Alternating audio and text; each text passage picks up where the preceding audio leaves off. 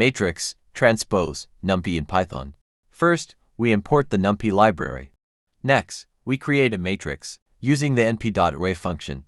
In this example, we have a 2x3 matrix, with the elements 1, 2, 3 in the first row, and 4, 5, 6 in the second row.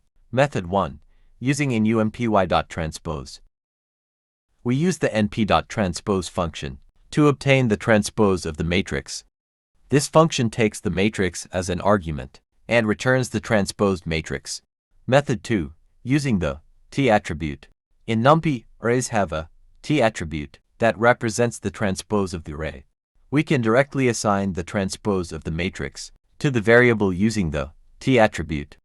Finally, we print the original and transposed matrices using the print function. When you run the code, it will display the original matrix and the transposed matrix.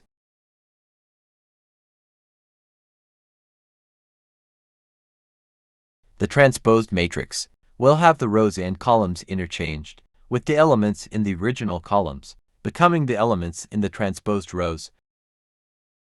Thank you for watching. Don't forget to like and subscribe for more videos like this.